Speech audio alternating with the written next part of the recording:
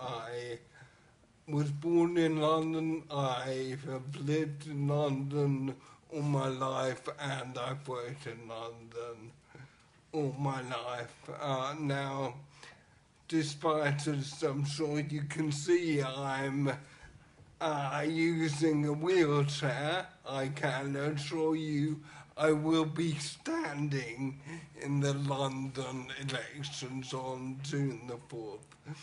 It's time, I would suggest, that we had politicians in Europe with integrity. 44 years ago, I was born into a majority. I'm white and middle class,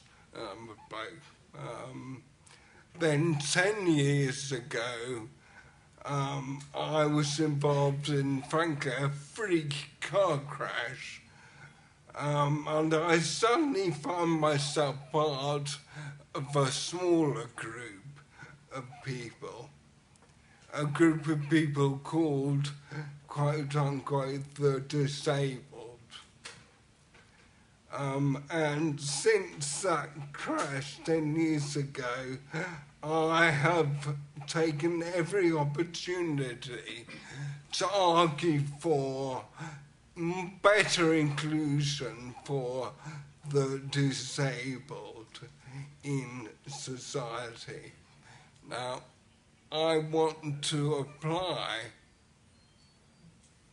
the experiences that I've had over the last 10 years and the learning that I've acquired over that time to the kaleidoscope of small groups that frankly make up London. When I was approached about Libertas and found out more about Libertas, two things above all appealed to me. First of all, Libertas is pro-European. Europe is a fantastic thing on paper. It's just one could argue that in practice, the people in Brussels have made a bit of a mess of it. The second thing that really appealed to me was the fact that Libertas is pan-European. Even a relatively small vote within each country can create a block of vote of MPs across Europe with a real influence in the European Parliament, and will mean that the European Parliament has to listen. For most of my professional working life, I've been working in marketing and in advertising.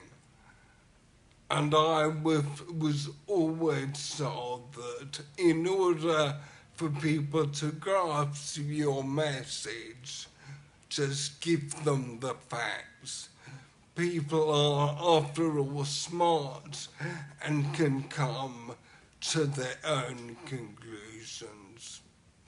So let me just give you a couple of facts when you can make up your own mind about whether you think the EU is being democratic. All 27 commissioners are appointed and not elected. The European Court of Justice, the members within it are appointed and not elected.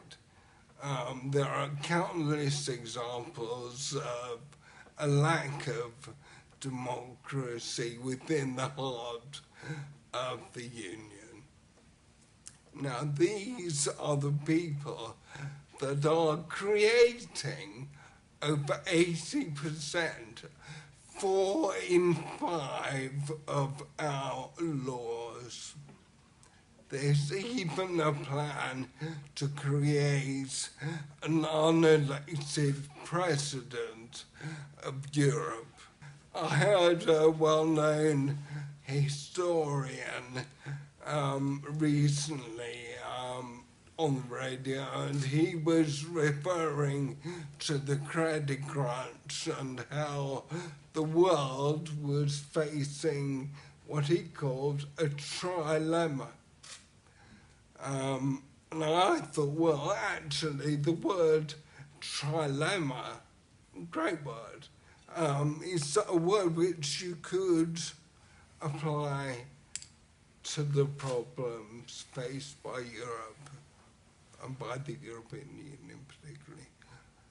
Too much bureaucracy, not enough transparency, and above all, a lack of democracy.